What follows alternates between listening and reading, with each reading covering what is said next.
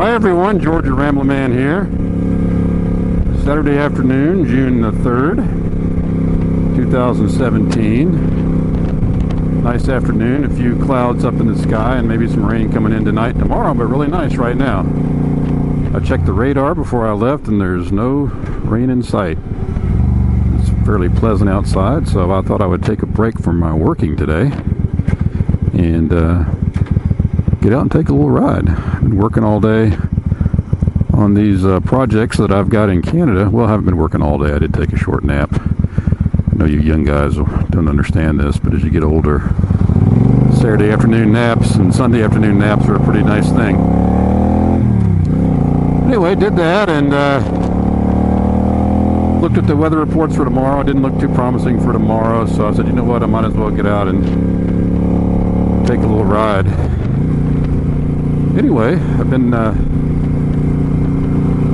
getting ready for my vacation coming up. I don't take a lot of vacation, but last year I kind of booked out this middle of June, the week in the middle of June, not this coming week, but week after next, for a week off, and I'm looking forward to that. My wife and I are going to head out for a couple of days to Portland, Oregon for a little conference. So I guess it's not totally a vacation, but it's work related, but I'm not really going to be working. So that'll be a nice time. My wife's never been to Oregon. Be another place that she can check off of her list. Anyway, as I was working today on these projects in Canada, I was thinking a little bit about my experiences the last couple of years of going to Canada, and especially going through customs. You know, when I first went up to Canada a couple of years ago, this client had hired us in Vancouver to come do some work, and they told us that they had searched around Canada for consultants that would do the things that we did, and they really didn't find anybody suitable, and they hired us. And so for my first trip into Canada, you know, you go to customs and they say, you know, are you here for work or pleasure? You know, what are you here for? And I said, I'm here for work. And when I said that, they immediately started asking questions like, okay, where are you going to be working? What are you going to be doing? And I was explaining things, and the customs agent there in Canada, in Vancouver, right there at the airport, was really kind of interrogating me, and I know what he was doing. He's charged with protecting Canadian jobs, and he asked me, he says, there's nobody in Canada that can do this, what you're going to do? And I said, well, I don't really know. I said, this company hired us. Anyway, it took me a long time to get through customs. I mean, they finally let me in.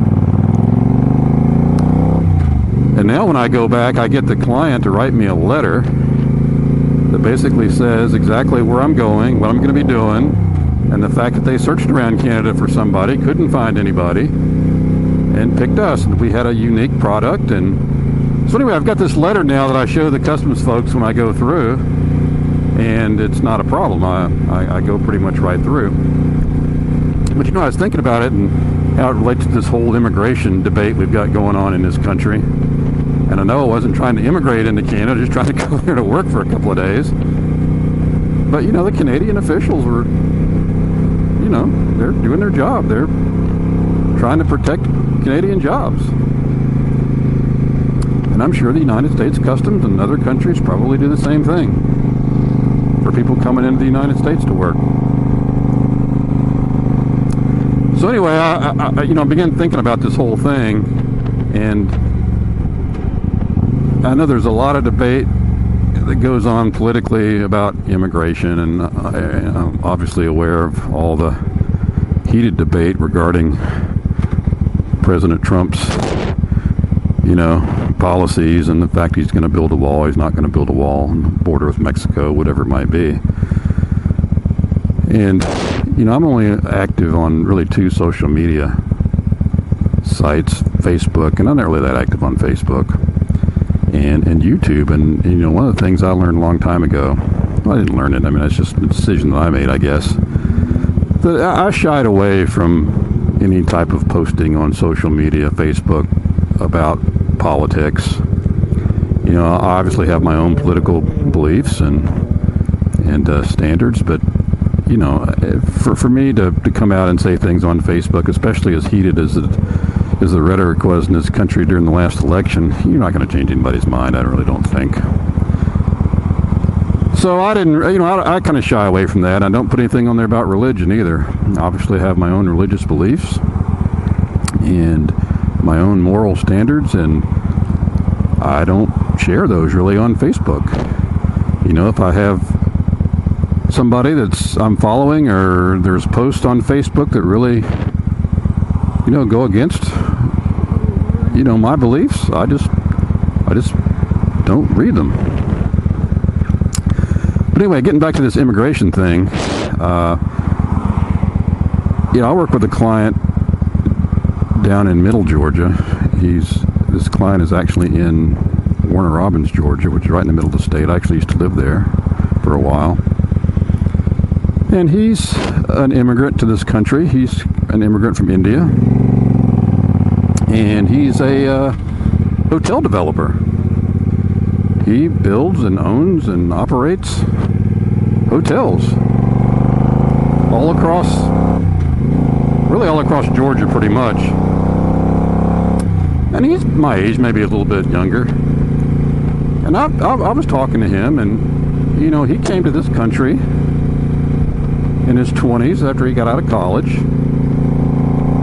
And I'm not sure the exact details of exactly what led him to this country. But he told me, he said, you know, when I got here, I didn't speak English. And, you know, I had to learn the language, and I had to figure out what I was going to do.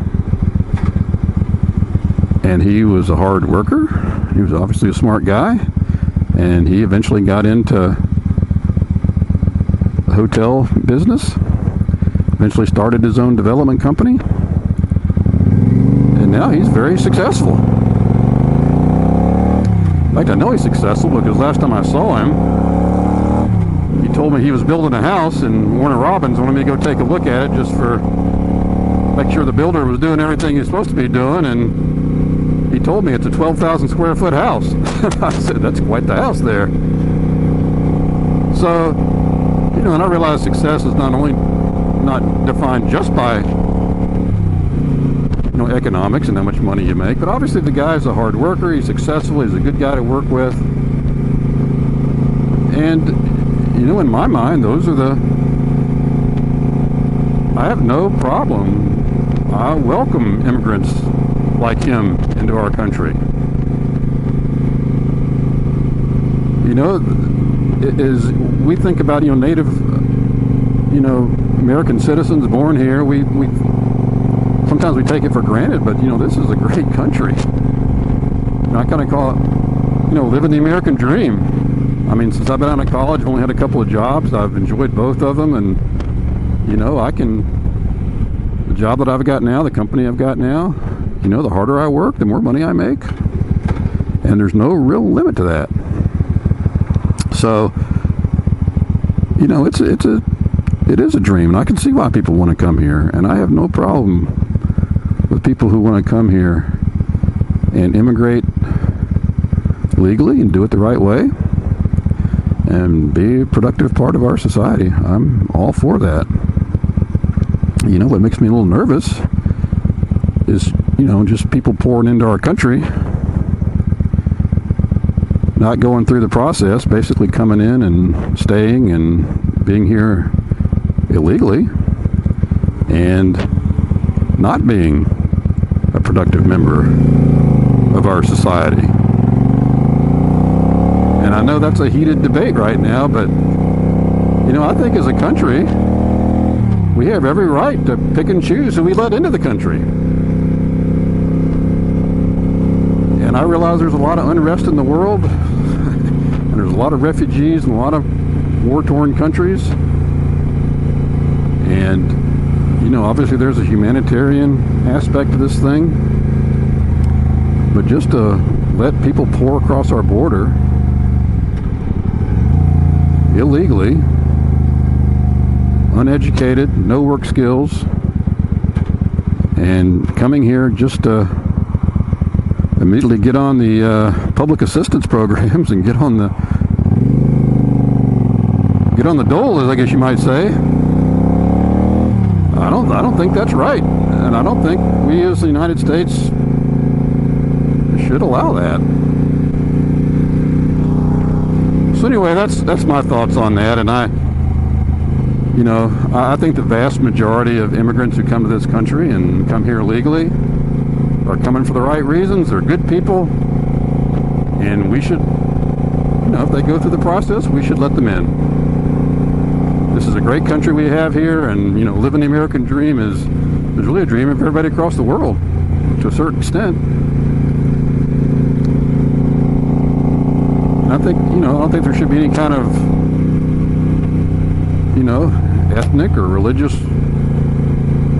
litmus test or anything about letting people in. I think people of all religions, all ethnic backgrounds, if they do it the right way, should be allowed to come in. Now, I guess the big debate now is, people coming in from Muslim countries where there's lots of links to terror. And do I think we should maybe do a little extra looking at some of these folks? Sure I do. And I say that, and some people say, oh, you're Islamophobic, you're racist. Well, I don't think so. But I think you have to be careful not to let somebody in that does not have good intentions. And there's no perfect system. You're not going to be perfect with it. But we've had a few incidences in the past where some people have gotten into our country and done horrible things. I think of the Boston Marathon bombers, and I think of the San Bernardino shooters.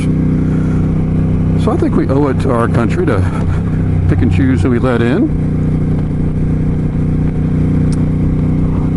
And you would hope that Democrats and Republicans could kind of get together on this. And I don't know if they can or not, to be honest with you. I think the Democrats and Republicans have a hard time getting together on anything these days. But that's all I want to say about that. I mean,